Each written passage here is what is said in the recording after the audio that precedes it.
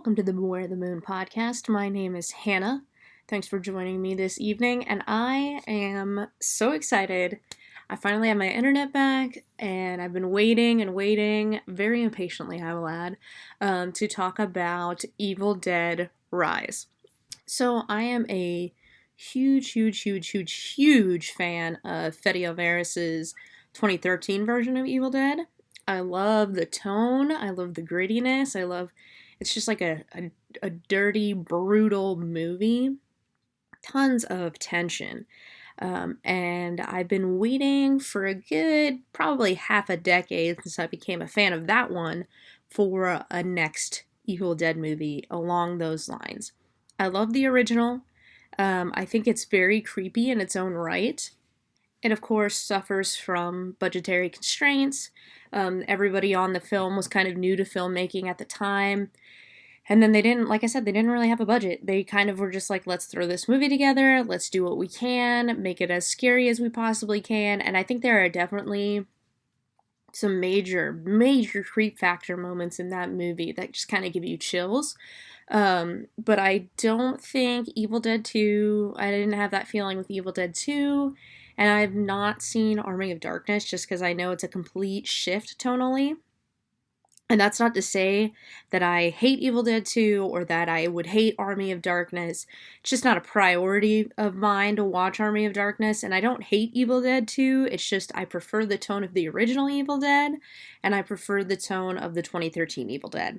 And like I said, that is not me being disrespectful. Those movies, I mean, without them, we don't have Evil Dead Rise. So, you can have your own opinion on that. You can think Army of Darkness is the best one. I can respect it. You can think Evil Dead 2 is the best one, or Evil Dead, or 2013. Mad respect to whatever opinion you hold on whichever Evil Dead movie is the king. Aside from Bruce Campbell, because we all know he's the actual king here. But yeah, you could have your own opinion on that, and that's totally fine.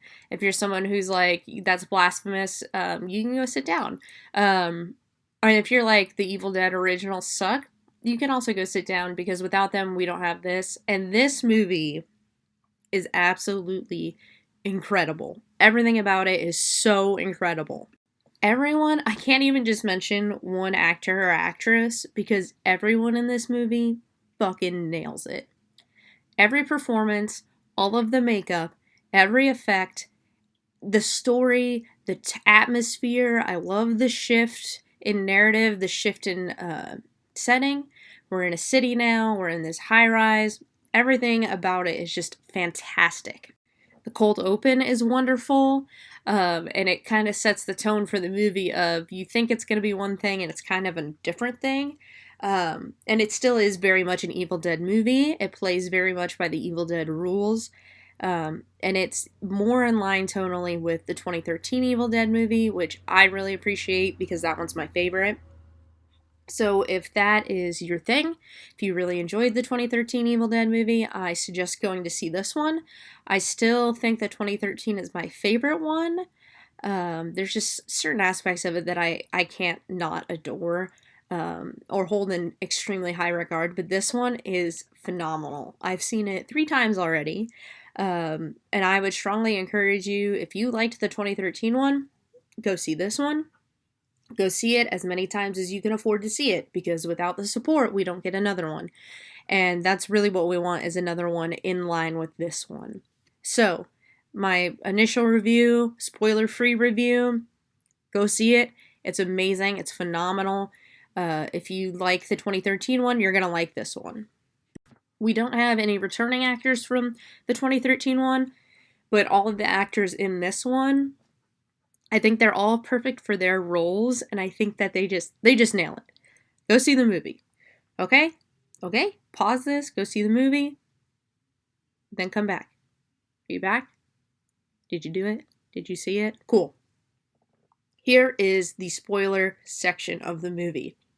So, cold open, we start off, we're doing the forest zoom thing. Super excited. Heartbeats going crazy. I got butterflies in my tummy because I fucking love that shit. Going through the forest, doing the zoomies. We come out onto this lake, and we zoom over this girl who looks like she was terrified. And then we hear little hover blades, we see a drone. So right away, they're subverting our expectations a little bit. And if you've seen the 2013 Evil Dead movie, you do have certain expectations. In the original Evil Dead series, it's kind of like this evil that just keeps coming and coming and coming. Evil Dead 2013 did away with that, and not because Fede Alvarez wanted to do away with that. It's actually because of Sam Raimi that we have the ending we have in the 2013 movie. Apparently, Fede Alvarez wanted to have the spirit, the Deadite, come back and take Mia like in the original with Ash. But Sam Raimi felt it was just kind of like too mean, why not give her a good ending after all that she's been through? She tore her own arm off, so just, let it be sort of a thing. So we get back to that in this one, though, um, that inescapable evil. So in just the hovercraft coming in, or the drone coming in, and that's the spirit moving through the woods. It's kind of like trying to warn you, we're gonna subvert your expectations a little bit. So there's a girl sitting there with this guy's the one controlling the drone, and he makes a joke about how, you should have seen your face, and she's like, that could have killed me, taken my head off, and he's like, no, it just cut your face up real good.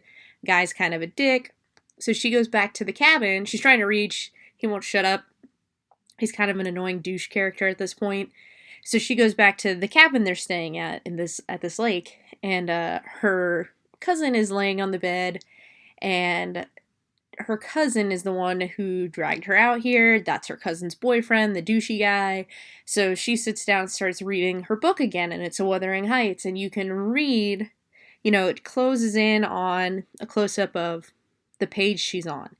And it's this nightmare, you can just kind of pick words out, and it's this nightmare sequence that's happening in the book.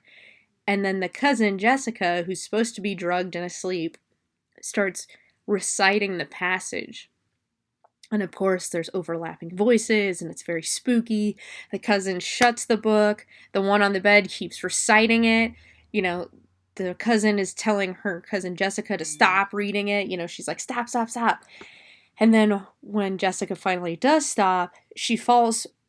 She does this amazing fall off the bed. It's like it's literally like the most dramatic fainting I've ever witnessed in a movie. Like, it's so cool though. And she just kind of like turns her body into liquid and folds forward off the side of the bed. And her cousin freaks out, goes and looks at her. She starts coughing up this milky substance. She thinks she's having a seizure, because that would be the logical explanation at this point, is Jessica's having a seizure. Of course, if you've ever seen an Evil Dead movie, you know it's not a seizure. She's possessed already by a spirit. And when the cousin goes down to listen to Jessica's heart, she grabs her braid and just yanks her hair and fucking scalps her. And it is so gnarly and so fast, and you're like, oh my gosh. Like, the movie's like, buckled up, Buttercup, right from the start, Which I freaking love, because that's how the 2013 was too. You get that hardcore opening, and we're already off to a good start in my book. And so the scalped cousin is making her way back to the boyfriend to beg him for help. And to his credit, he acts really well in this scene. Not the actor, but the character. I mean, the character is great. Or the actor, is great. The character, he kind of flips around here. He's alert, he's attentive, he understands it's an emergency. He's like, what happened? And then we see Jessica coming through, and he's attentive and alert to her as well. And she is, of course, deadite. Her eyes are all fucked up. Her face and skin, just like the color of her, is terrible. And as she grabs the drone, she looks at Caleb. And so we're coming back to that comment about, oh, it wouldn't take your head off and just cut your face up real good. And she slams the drone's blades into her face, and the force of it knocks her into the lake, which I think is really just it's a fun detail, fun physics. And the boyfriend is like, holy shit. And so he jumps in after her, and you're like, this is the one time you could have been a douche and not done anything. This is the one time it was acceptable. and you jumped in to save her. And of course, he drowns. Well, kind of. She rips his head off and throws it on the dock. And it's really fun because, I mean, technically they're correct. You still have function in your brain and brain activity for, I think it's 20 seconds after you're beheaded. So his eye and his mouth and his forehead does like these little twitchy things and then stops, which I think is really fun. It is a CGI effect. I think it would have been 50 times better if it had been practical. But it's done well, to their credit. I just think it would have been better practical. And then we get Jessica rising up out of the lake and the title card behind her, and then it cuts to one day earlier. So we're already, like I said, already off to a good start, man. So one day earlier, we see this lady completely unrelated to the characters we've seen already, which is just the three. She's peeing in this really shitty bathroom that has graffiti all over the place. And you can see there's graffiti under the mirror that says, "How do I look?" And it's all over the walls, and it just looks like spray paint vomit everywhere. She's peeing on a pregnancy test, so obviously, big red flags there. Unless you don't know what a pregnancy test is, then I guess but anyway. So she's being on a pregnancy test. Someone calls for her. She tells them. They're like, "Where's the guitar?" Blah, blah, blah. And she's like, "It's over backstage left, like I told you." And we don't get to see the result of the pregnancy test, but it's pretty heavily implied that it's positive. Like, those are the vibes we get immediately.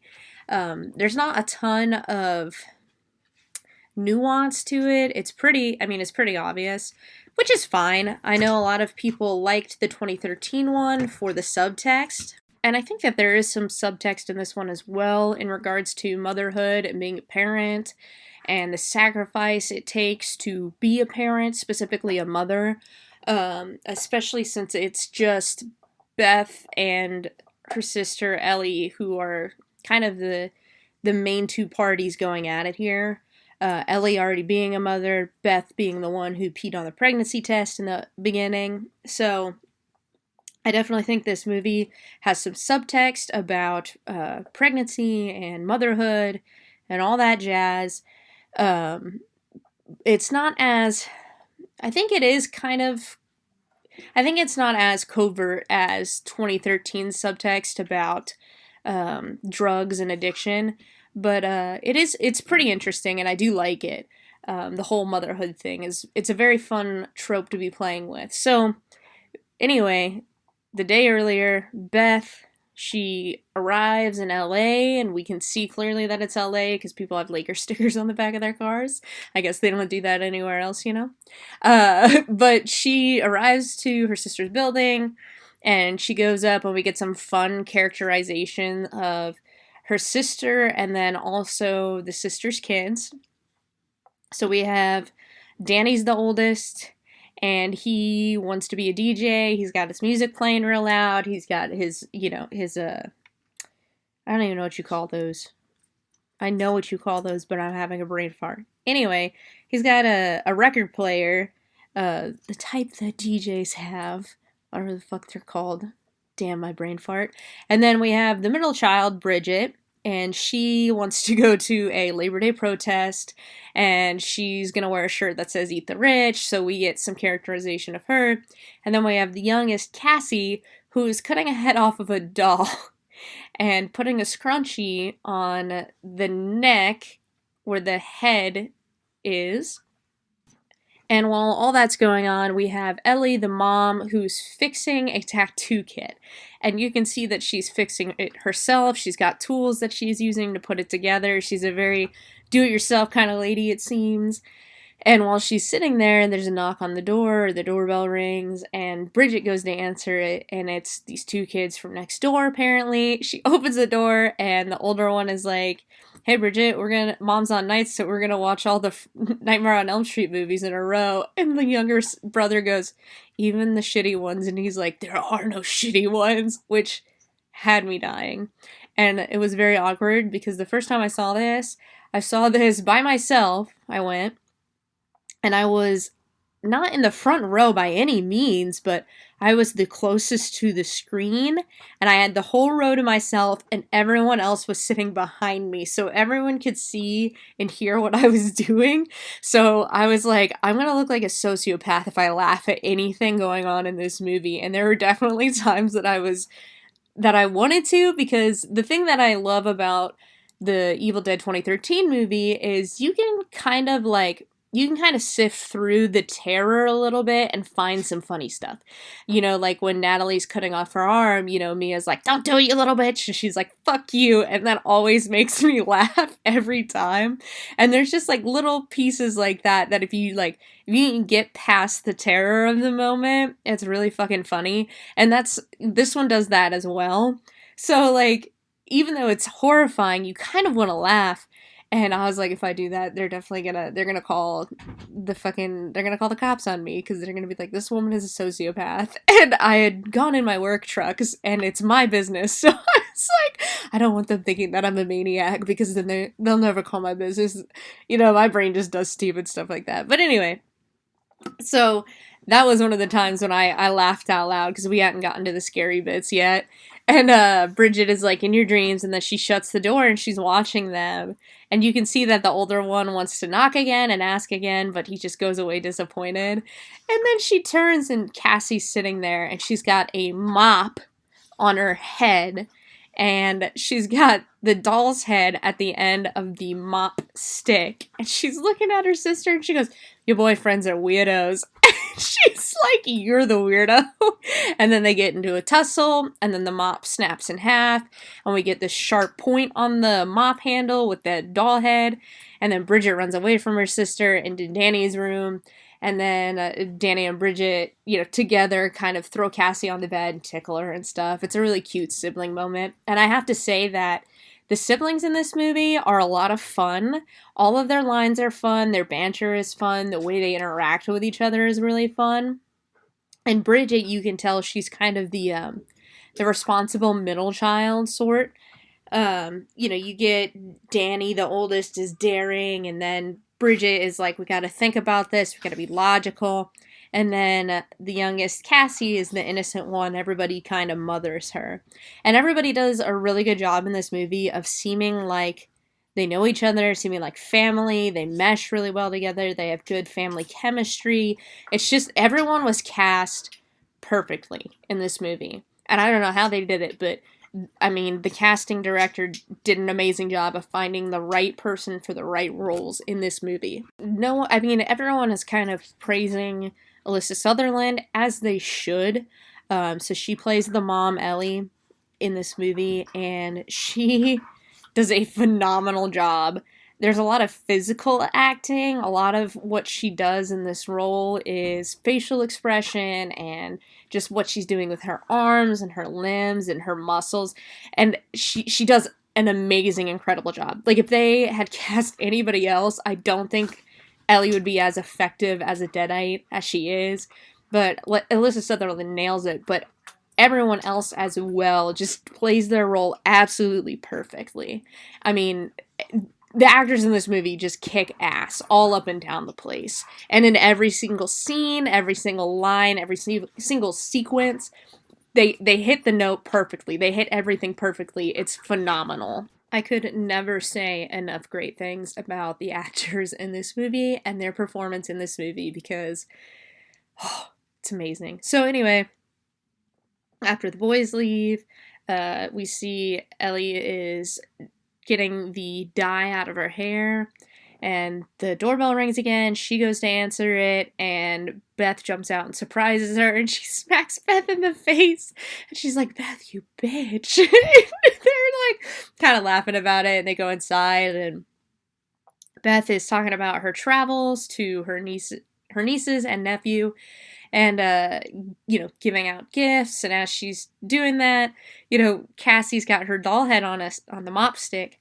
and she's like, "So what's her situation? Who's your friend? What's your situation?" She's like, "This is Stephanie." And Stephanie is the most underrated character in this movie. I fucking love Stephanie. I want a shirt that says "Stephanie saves lives." So Cassie goes on to tell a ghost story about when the building used to be a bank, blah, blah, blah. Teller killed himself. He'll scare you to death. And so she's like, Daphne is going to scare him to death first. And I was like, that is so cute and so funny and so weird. And I love this strange little girl. And the brother, of course, is like, no, it's true. So, Aunt Beth looks at him like, you're full of shit. Why would you tell her that? And he's like, it's true. And I just love it. Like I said, the family dynamic is so cool in this movie. It's so real and it's so fun. But this moment kind of brings us to Beth saying, well, look what I got for your dad. And everybody gets awkwardly silent. And she's like, what's going on? So the mom, Ellie, sends the kids out for pizza while she explains to Beth that, her husband left her. And Beth is like, why didn't you call me? And she's like, I did twice, the night he told me he was leaving and then the night that he moved out. And then Beth listens to the voice messages and she doesn't get very far into them. But you can tell it's like, she's like, oh, shit, And she explains she's trying to make chief tech, blah, blah, blah, on the crew. And this is where things get kind of iffy. Because Ellie is like, she's a groupie, and Beth is like, I'm not a groupie, I'm a guitar technician. So, I don't know if that's a thing or not. Like, maybe she's a groupie, maybe she has an actual job, I don't really know. I think it's kind of weird that she could just afford to go to Shanghai with the people she's with. But, like, I don't know how that shit works. I've never been a groupie or a guitar tech, so I have no idea. Anybody who knows anything about that, please hit me up in the comments or tweet at me or something, because I do want to know a little bit more about that.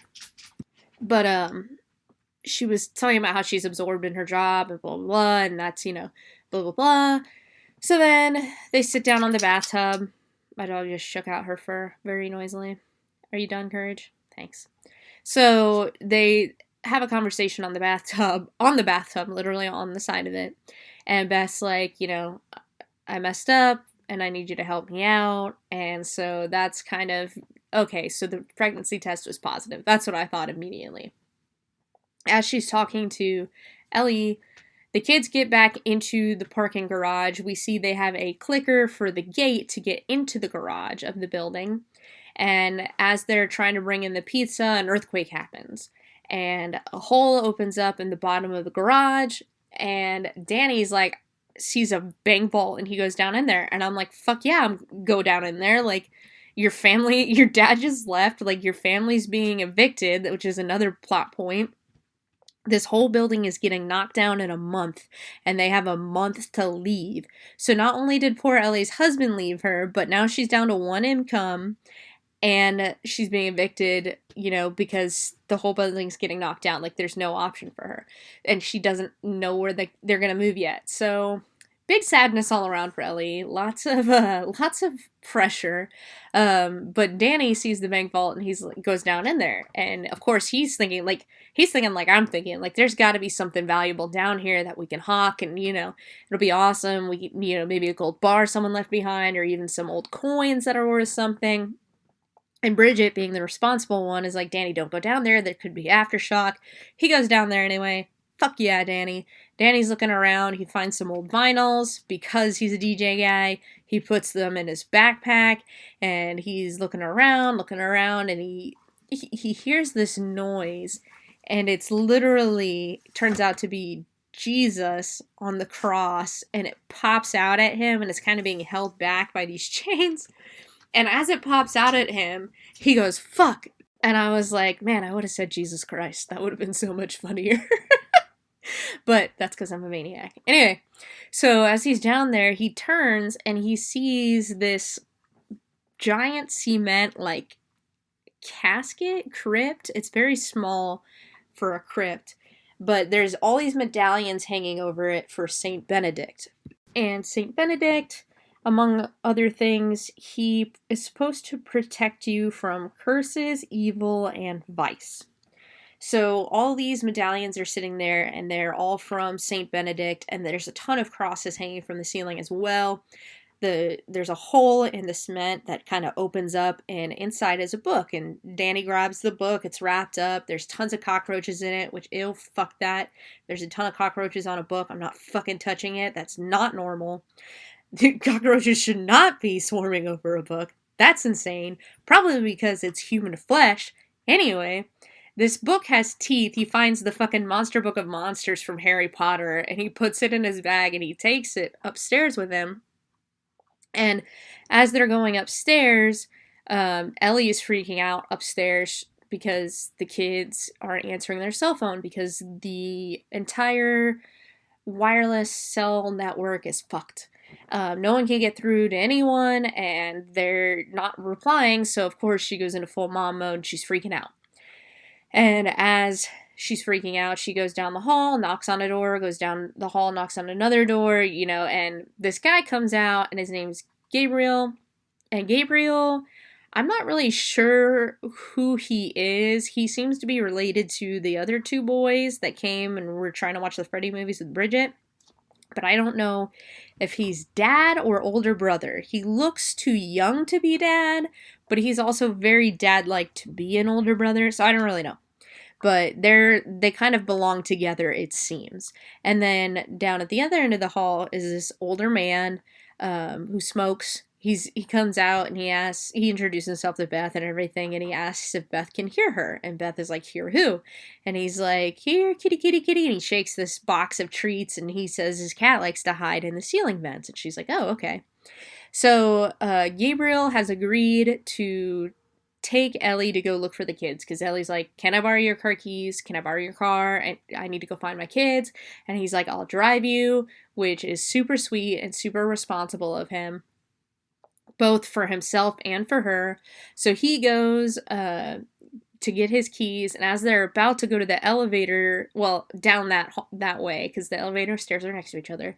So I don't know if they were going to go to the elevator or the stairs, but as they're going that way, the elevator opens up, and the kids all show up, and Ellie's like, you never take the elevator after an earthquake, which I didn't think about because I don't live where there are earthquakes. I never have. But holy fuck, she's right. And also, this whole sequence made me realize I would never want to live in an apartment building in a place where there's earthquakes. Why do people do that? You would be fucked.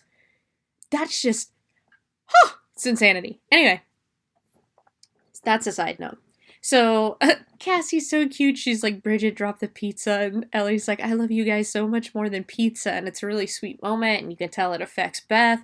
And then they're back in the apartment, and Danny's got the book and the vinyls, and he's showing Bridget the book, and Bridget is like, you stole it. And he's like, I didn't steal it. It was down there. Like, it's probably been down there for, 100 years. And he's right. If you leave that down in a vault and you don't go get it, and they built something else over it, then fuck yeah, it's not stealing. It's like finding treasure, man. It's all good, except what he finds isn't good. It's the Book of the Dead, so of course it's not actually a good thing to find. But if it were, it'd be finders keepers, man. Back off, Bridget. Danny's in the right here. So Danny's like, do you think it's worth something? Bridget's like, fuck that. He's trying to open it, and he cuts himself on one of the teeth on the book. Which, if that's what opens a book, fuck that. Do not look at that book. His blood drips on the cover, and suddenly the teeth stop clenching together, and they open up, and he can open the book.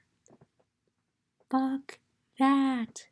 If that is exactly how you open the book, you don't need to be looking at it. You don't need to touch it. You don't even need to think about it. You throw that shit out the fucking window as fast as you possibly can. That's always the rule. Okay, everyone? So if a book opens by blood, throw it out the fucking window. Don't have anything to do with it. That's so bad. It's gonna kill you so hard. Anyway, so of course, he's looking through it, and it's all these fucked up pictures, and I really like the look of this book, and I really like the way the illustrations are done. They're very dark and heavy shaded, and it's like these pale tan pages with this red ink.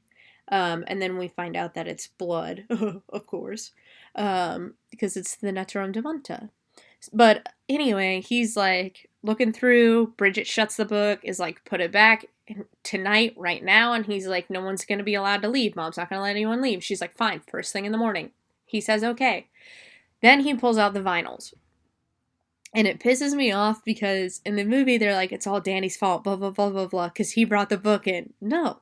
Even if he didn't bring the book, they would have been fucked because he brings the vinyls. That's what gets them murdered. Because stupid Father Marcus. So he plays the first vinyl, and it's really cool. I love the sound of these recordings. There's like a lot of vibrato, and everything reverberates, and there's lots of echoing, and it just sounds old. And he plays it on his speakers, so it plays like if you're in a theater, it's all over the place. These voices on this recording, and it's fucking neat. It is awesome. So on the recording, it's this church service, and the guy introduces himself. He says, "I'm Father Marcus, library keeper here. We found what we believe is one of the 3 volumes of the Natura Damonta, the Book of the Dead." And I love the way he says the Book of the Dead. It's so fucking dramatic and great. Like I said, lots of vibrato too. But the reason he's gathered everyone is so he can ask permission from the church to understand and translate this book. And everyone's like, fuck that, that's a bad idea. Good job, everyone, you're right. So he's like, I want to look at this book to use it for the betterment of man. And they're like, it's called the Book of the Dead for a reason. Burn it, get rid of it, blah, blah, blah. The recording ends. So he puts on the second vinyl tape, or vinyl record. Throws that on there, starts playing that one, and Father Marcus explains, him and 2 other fathers, they've been looking at the Naturam Damonta anyway, even though the church said don't fucking do it, and they're translating it in secret, and he's got the first passage translated, and he's like, I will read it now. And it's so good because he starts off with Condor, and you're like, oh no! Especially if you've seen the Evil Dead 2013 movie. It's a great callback, but this prayer is longer, so clearly they are summoning something different than what Eric summoned in that movie. They use a lot of the same words, but there's more added on at the end. So as he's reading, Danny tries to stop it. He's like, fuck that, that's creepy. But the recording keeps playing. He goes to grab the needle and it electrifies him. So he jumps back. He tries to hit the stop button. It doesn't work. And I'm watching this with my dad the 3rd time and he goes, that's cheating. And I was like, yep, they're fucking cheating now. And as the recording is playing, we see from the street that the spirit is moving toward the building. And at the same time, Ellie is going down the elevator to throw some of her husband's, or ex-husband now, his stuff away. So as the elevator doors open, the evil prayer finishes and the spirit throws her up against the top of the elevator and does a reverse Tower of Terror thing, where instead of going all the way down really fast, the elevator shoots all the way up really fast. And I'm so sorry for that noise. That was my dog shaking again. Different dog though. That was Blue. So anyway, super fucking cool. She's in the elevator and there's like this high-pitched screaming. She tells it to shut the fuck up like a badass because Ellie's a badass. And then like wires and parts of the elevator grab her and start twisting her around, and you realize, of course, she's fucked. She also's got an earring on and it rips her earring right out of her earlobe. And I was like considering getting my ears re-pierced, but then that happened and I was like, never mind. You're right. That's why I didn't like earrings in the first place. Fuck, I almost forgot. Good point, Ellie. So, after she's been, trashed, basically, all the lights in the building go out. Except if you're looking from the outside, there's one shot of the outside that it shows the different flickering lights. It's only the top floor.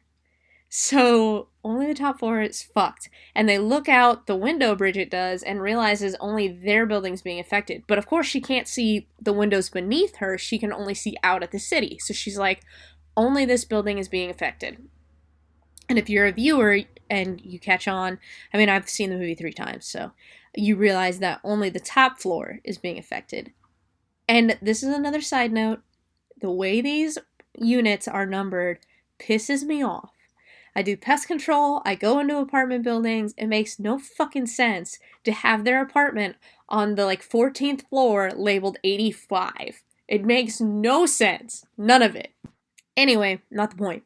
So, they are lighting candles, they're trying to figure out what the heck's going on. Cassie and Beth have some really cute moments here that I'm not going to spoil, you just gotta watch them. And then, as they're trying to figure out where Ellie is, she walks in the front door. And like I said, the physical acting, Alyssa Sutherland kicks this role's ass. She, oh, just the way she walks in the door is fucking creepy. And then the way she throws the fucking skillet on the stove, creepy. The way she just starts tossing these eggs into the skillet, fucking creepy. The way she's like doing the little, like, she got the spatula, she's trying to mix up the eggs, making the worst fucking omelet ever. Fucking creepy. It's amazing. And then she starts telling the story about how they were out in the forest. And oh my word, oh, chills, shudder. I just shuddered. It's so good, this line delivery. Everything about it is amazing. This is when she says that she thought about cutting them open and crawling inside them so they can remain one big happy family. And this is kind of when everybody's like, what the fuck is happening? So then she comes back, she kind of like seizes in their eyes, and I suppose that's really what happens, at, you know, movie-wise. And she looks at Beth and says, it's in me. And then she falls to the ground and starts crawling. And again, the physical acting. There's nothing I can say that will do it justice. You just have to watch it. The physical performance this woman puts on is absolutely stunning. It's phenomenal. I don't know how she does it. Like, this would, like, looking at the stuff she does, I'm like, ow, my hip. She just, like, she freaking nails this weird crawl and then this weird move with her back. And she looks up and says, don't let it take my babies. And then just spews all this milky vomit shit everywhere. And it's like a crazy amount, you know, Sam Raimi style, crazy amount of vomit. And she passes out into it. So the next thing you know, Beth and Danny, they're dragging her towards the elevator. Bridget and Cass are like, what's going on? Cass is freaking out. So Beth is like, take Cass back into the apartment, Bridget. They're going to the elevator. The elevator's fucked. It keeps doing this opening, closing thing. And she's like, go to the stairs. They look at the stairs for the first time in this whole movie, but since the earthquake. So this could have happened just now, or it could have happened during the earthquake. We don't really know. The stairs are fucked. There's no stairs. So they're like, what do we do? And as they're trying to figure it out, Ellie dies. So Gabriel comes in, and so does the older man, Mr. Fonda, from down the hall. They're in there with Aunt Beth as she's looking at Ellie, and she's like, one minute she's fine, then she was spewing nonsense, and now she's dead, and I just can't believe this. And so Gabriel offers to pray, and nobody's really into it, but they let him do it because that's what he wants to do, and that's how he'll feel better, clearly. So as he's praying, Mr. Fonda is like, what happened to her face? It's all fucked up, like she got beat up. So, and of course, that's really what happens, is like it beats you up from the inside. That's just how the demon works, or the spirit, the entity, whatever you want to call it. Growling in the background is courtesy of my dogs. They think it is time for WrestleMania. They are wrong. It's 11 o'clock at night. Anyway, we get more explanation and further detail later on about this entity and how it works via Wonderful Father Marcus and Another Vinyl. But for now, the characters, like, they don't know what's going on. Like me, I'm like, set that bitch on fire. Like, throw that body into the stairwell. Like, that's not staying here. But, of course, I know I'm watching a horror movie. If this were not a horror movie, I don't know if I would be doing that or not. You know what I'm saying? I might be acting like them and actually be sad and be sitting there thinking, you know, my sister died and I just sat there and I didn't know what to do. And, you know, Beth's like, I'm too scared to even face your kids. And yeah, that sucks. Like, that's a lot of pressure. Like, what do you even tell the kids? So as she's sitting there, Gabriel and Mr. Fonda are like, we gotta get some help in here. And the only way out at this point is a fire escape in an empty unit, which is super fucking illegal. Like, they don't have none of them have access to this fire escape. They have to break into this other unit in order to get to the fire escape. And of course, Mr. Fonda's like, yeah, I got tools, but they're all in my truck. You're not getting through that door without some heavy duty stuff. So Gabriel's trying his best to break through, and Mr. Fonda's like, I'm gonna get my shotgun and blast through the fucking door. I don't like being trapped.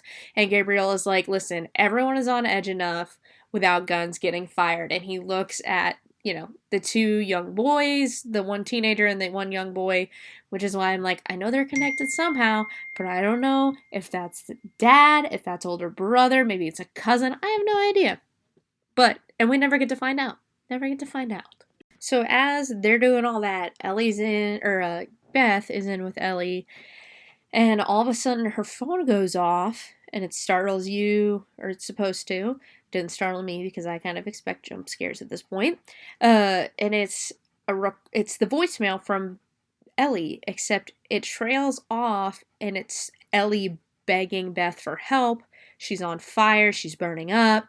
And then when Beth looks back at Ellie, there's a fly on her eye, and then she blinks it away and sits up, and she's like, oh my god, you're alive. And so she touches her, and she's like, oh my god, she's burning up. And right as that's happening, the kids all walk in. So Danny and Beth take her and drop her into a cold bath. Bridget's like, I'm gonna go get some ice. Everybody's trying to react as quickly as possible.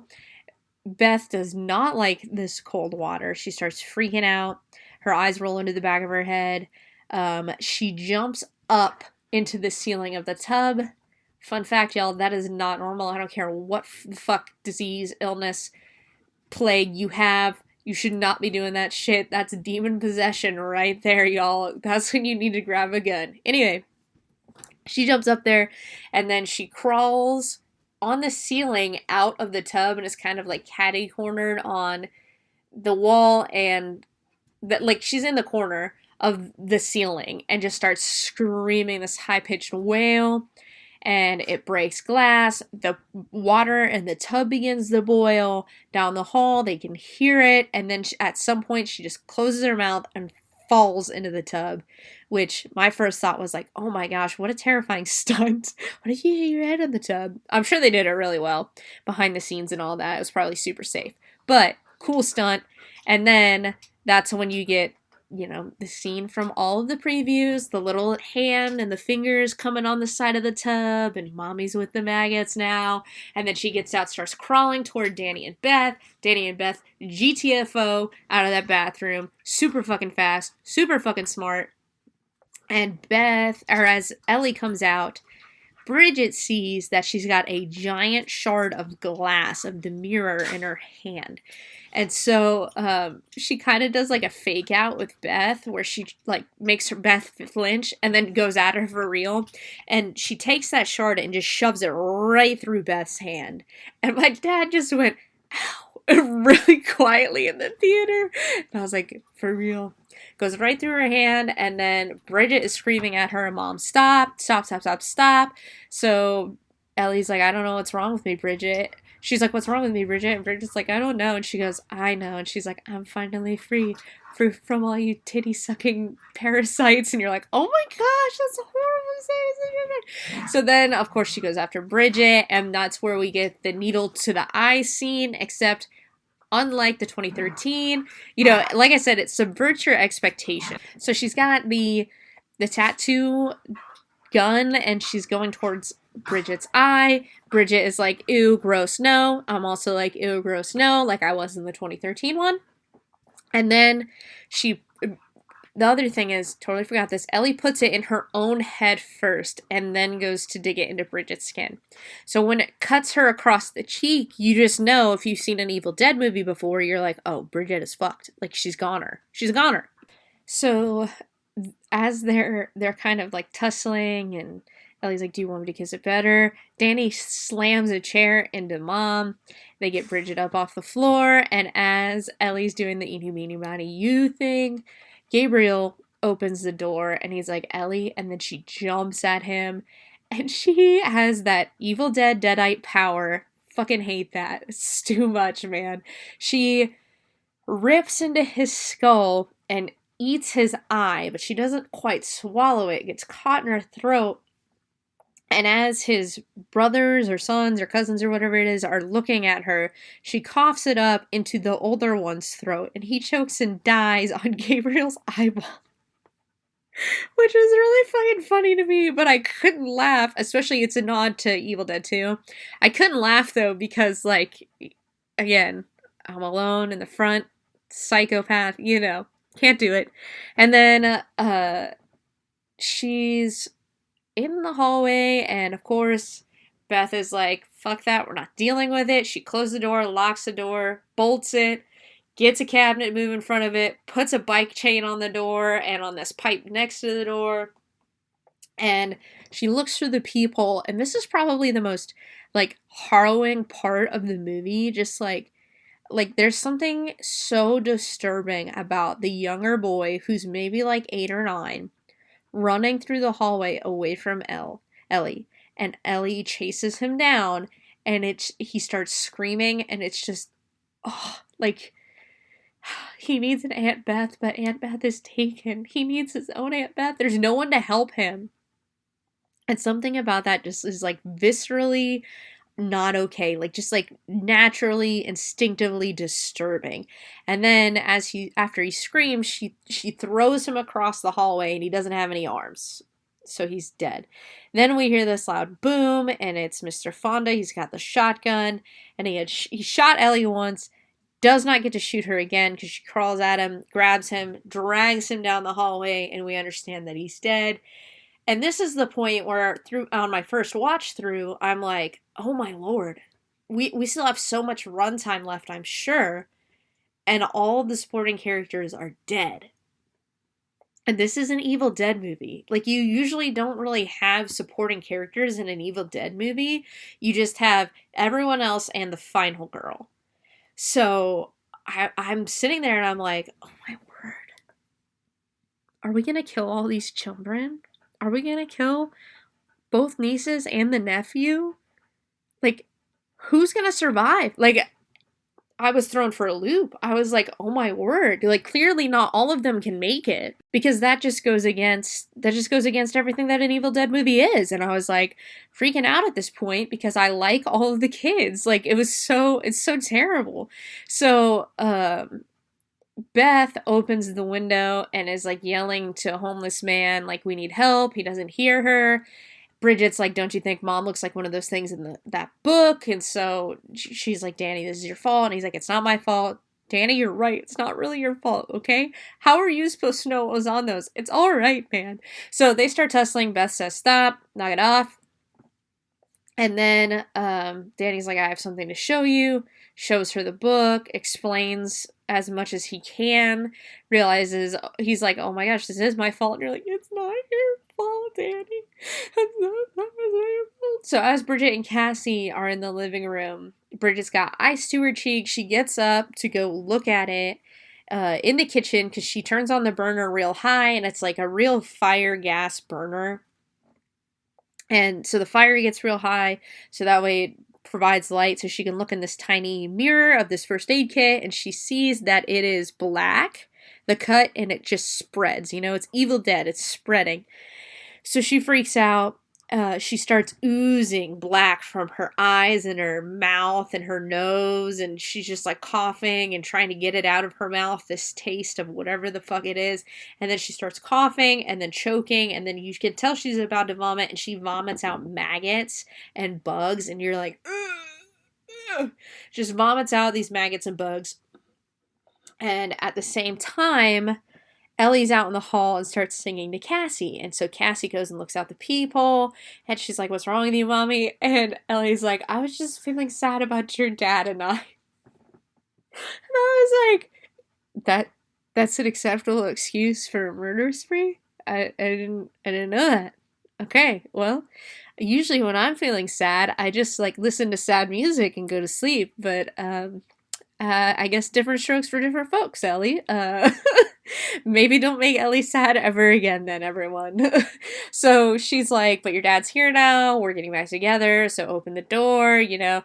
And she finally convinces Cassie to unlock it, and she reaches her arm through and grabs Cassie by the throat.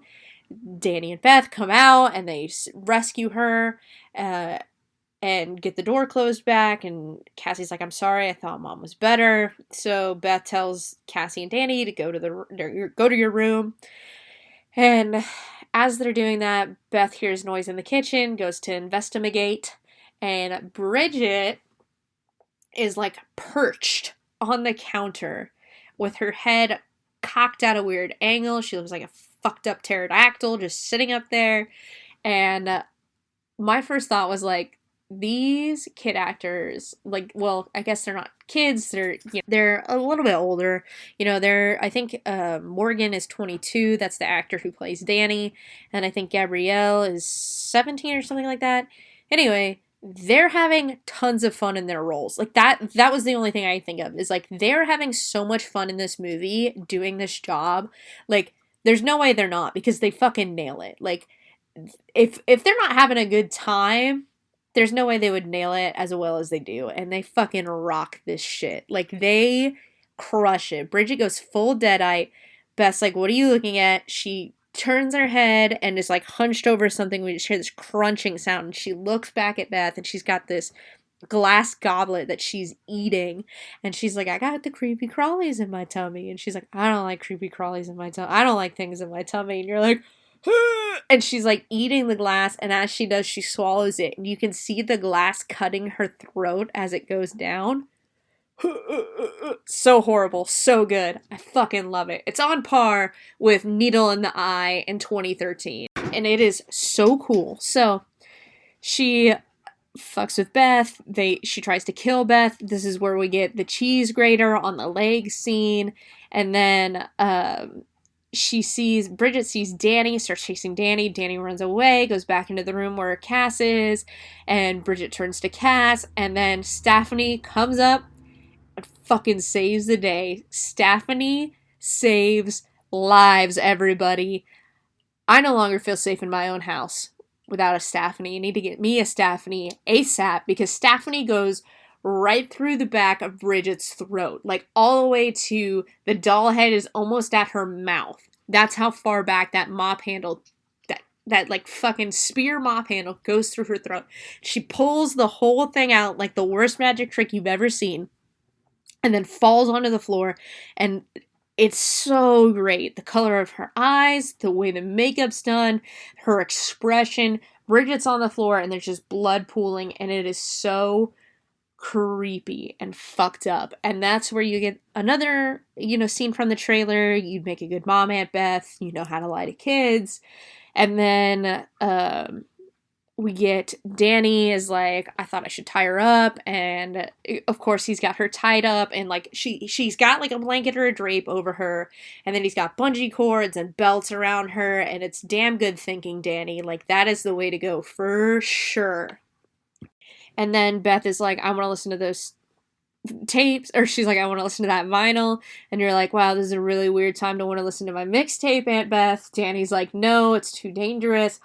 That's what fucked us up in the first place. And she's like, well, maybe something like that can unfuck us. So I'm going to go listen to it. He tells her I started at 1. He read the weird prayer on 2. And she goes, I'll start from the back. She goes straight to the last vinyl, which is vinyl 7. Plays that. And as it's playing, we get some fun, creepy shit. So Ellie's out in the hallway still. She understands that Mr. Fonda's cat is in the ventilation, knows she can use that to get through to the apartment, so she does. You can hear her up there. And as the kids, Danny's got a knife and Cassie's behind him, as they are following the sound of her moving through the vents, just really creepily behind them, really quietly, Bridget comes into frame with that drape over her. And my dad, like, it impressed him. He went, oh, like, you can just hear it. And I was like, takes a lot to impress my dad. That's a good one, guys. Really good shot, really good scene, really good tension. Because you just don't know when either of them is going to strike, You're like, is Ellie going to drop from the ceiling? If it just strikes at the same time, you don't know. And in the meantime, Aunt Beth's listening to this vinyl of Father Marcus, and she has sound-canceling headphones on, which is the worst fucking thing you could do in this situation. So she's listening to him, and he explains. So in the 2013 movie, there's the Naturom de Monta that they have. There are 3 of them supposedly in existence. So if you want to still count the original Evil Dead as being in the same universe as this one, then the Necronomicon de Mortis is either a different book entirely that summons a different spirit entirely, or it is one of the 3 Naturom de Monta, and they found another one in the 2013 Evil Dead, and then this is a different Naturom de Monta. So Father Marcus explains, I tried burning them. They reveled in the flames. I tried burying them in consecrated earth. They came up spitting and raging. I tried bodily dismemberment, and I failed. Every time I try to kill them, they come back. The last of their remains will kill you. Your only option is to run. And that surprised me, because in the 2013 one, if you burned someone alive, you buried them alive, or if you dismembered them, that would kill the demon and it would set their soul free. Not here. That is not the rule. You are fucked 6 ways from Sunday. You just gotta GTFO out of there. So, as Beth is hearing this, you can see Ellie coming out of the ceiling in the corner of the room and moving her way down. And in the other room, Danny is like about to go into his room where Beth is listening to the vinyl. And then Cassie says, be careful. He turns around. He sees Bridget coming at her, pushes Cassie out of the way, stabs Bridget. Bridget grabs him, throws him into the kitchen against the counter, takes the knife out of herself, and starts stabbing him in the arm. And then he pulls the drape off of her. She's like, you should have put the book back, Danny. He grabs an aerosolized spray. As she stabs him in the chest, he sprays it over the flames at her, burns her. She makes pterodactyl sounds, is on fire in the kitchen, which is not a great thing in an apartment. But you know what? You gotta do what you gotta do in this situation. In the meantime, Beth and Ellie are tussling.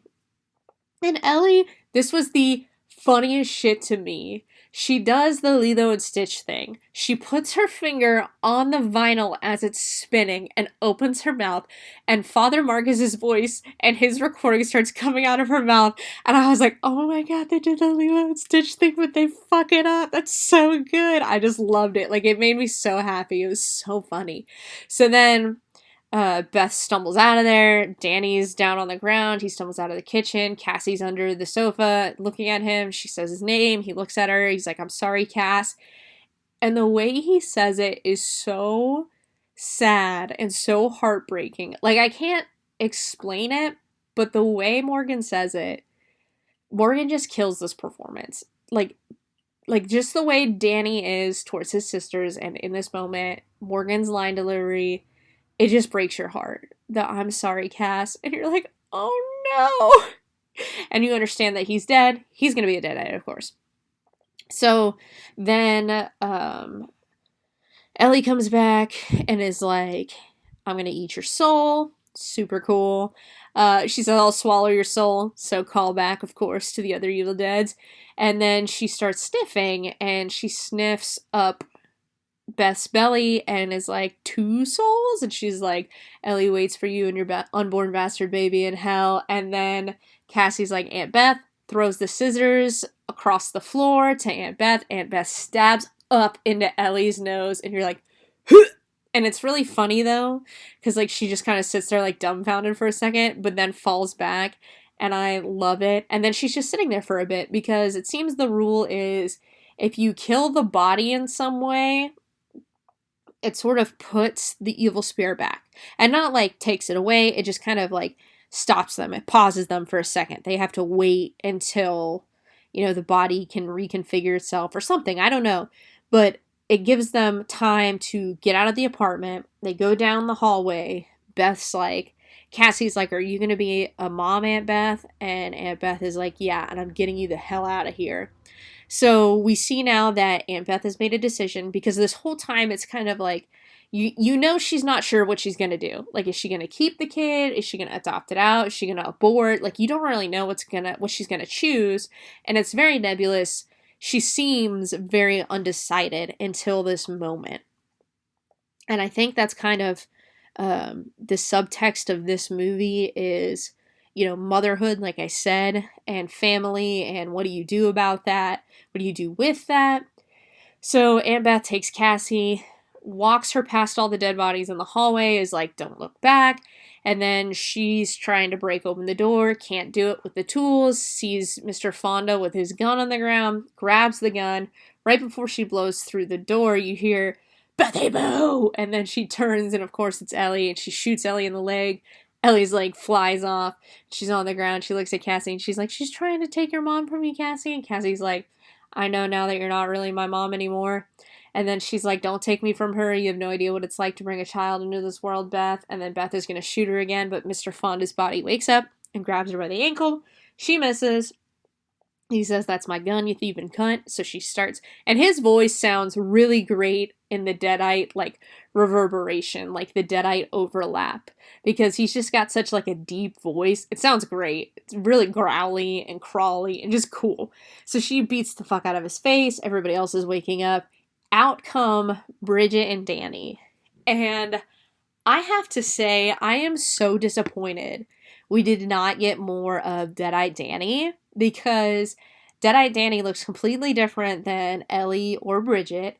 Got completely white eyes, completely, like, just, like, deranged, feral looking Danny. And, like, I love it. I love Danny's look as a Deadite. I'm so sad we didn't get more of that.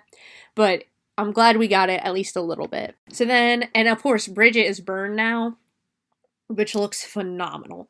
All the makeup, all the design choices in this movie, phenomenal. So she's burned. Danny's fucked up. He's a Deadite now.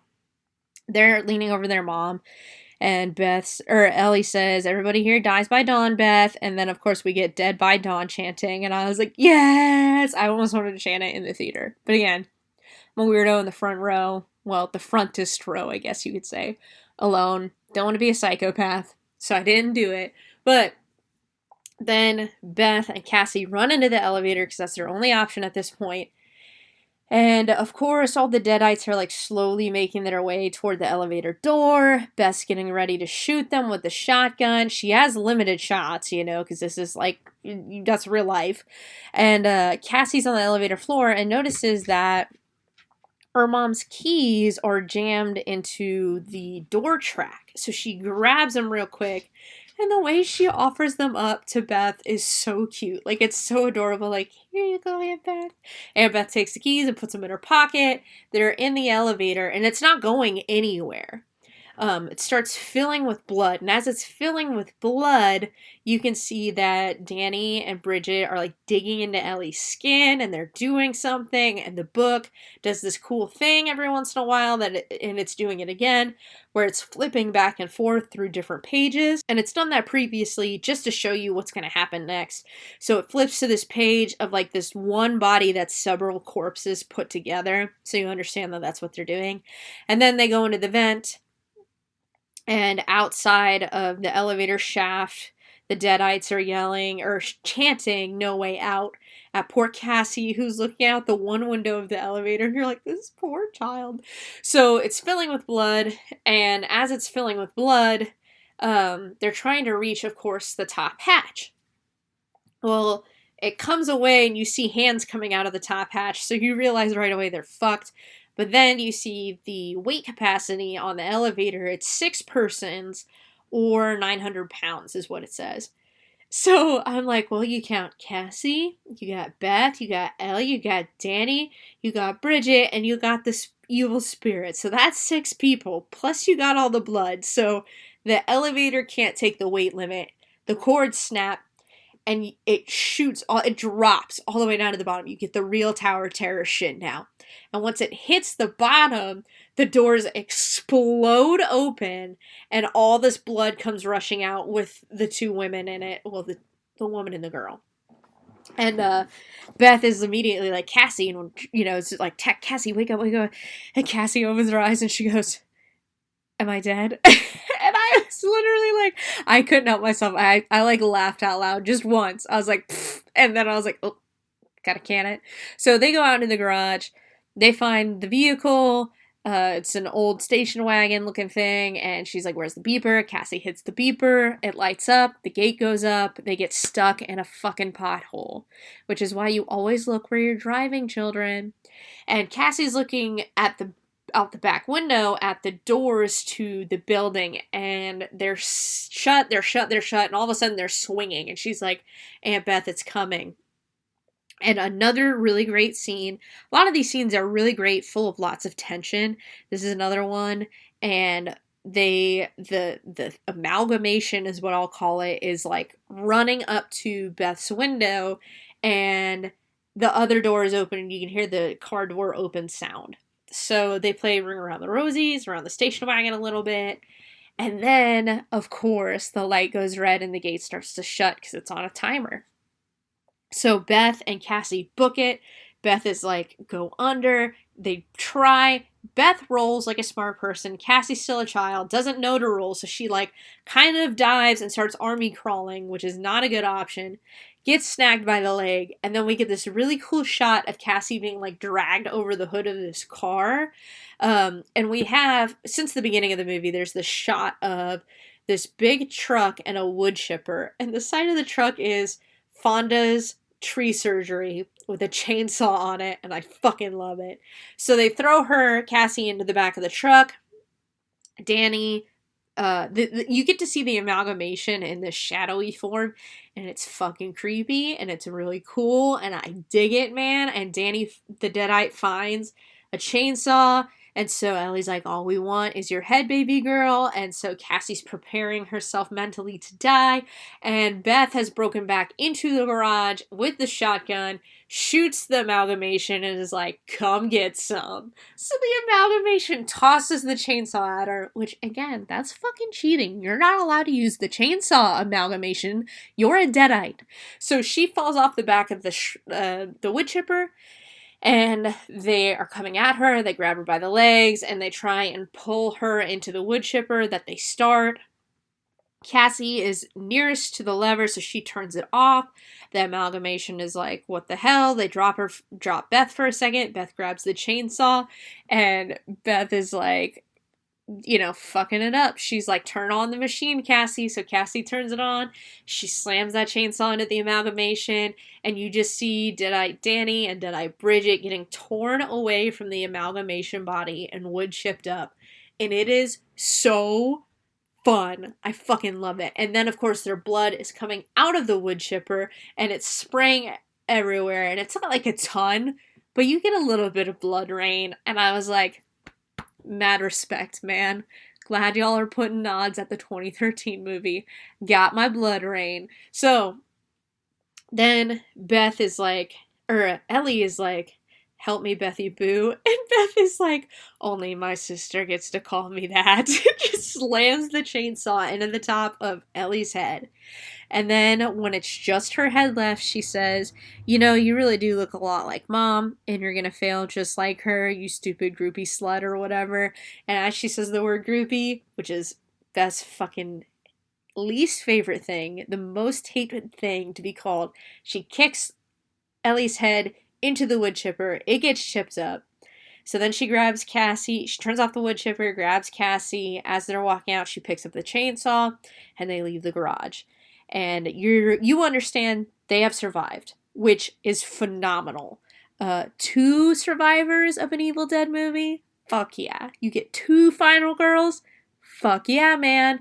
I love it. Subverting expectations a little bit more than I expected, which is exactly what I wanted, because I was like, if anybody survives, I do want it to be Aunt Beth and Cassie. I wanted both of them to survive. I didn't think I would get it, but I fucking did. Thanks, Lee.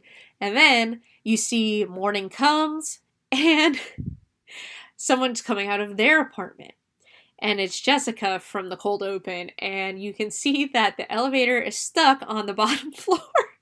Because, when it came down and exploded and everything, how this girl misses all the blood in the lobby is beyond me. But we see her go out to the stairs. She's on the 5th floor. And she goes all the way down, clearly misses all the blood in the lobby. Again, beyond me, man. She walks by a lot of the shit going on and gets to her car. She's talking to someone on the phone, and it's, of course, her cousin from the cold open. And she's like, wants to skip the whole lake thing. And she's like, nonsense, I'll be there in 15 to pick you up. Bye. Hangs up, gets in her car, turns it on. And then as she's looking out the mirrors, she realizes that there's a whole shit show that happened. So she turns off the car, gets out, is looking around, notices all the blood rain, is like, what the fuck? And then we get fun push-ins from different angles of the spirit, and then it takes her, and then end title card. And I love the end title card because as it comes up, we push into the letters, and we see that the reason it's got that pale and red sort of background to it is it's the books drawings that have been kind of clip, like I think it's called clip masking into the back of the letters. Super cool, super fun. And we get another look at those really cool illustrations, and that's it. That's the movie. There's no end credit scene, there's no groovy, there's no Hail to the King, but you know what? It's fucking phenomenal. It's a good movie. Very tense, a lot of fun action sequences. I really, really like the look of the Deadites in this one. They are fucking fantastic. Like I said, the acting is phenomenal. I think the only thing that I really needed more of was Deadeye Danny, because Deadeye Bridget did such a good job, and all the other Deadites are really great. They're kind of background characters, though. Whereas we spent a lot of time with Danny, so when Danny becomes a Deadeye, I really wanted more of that.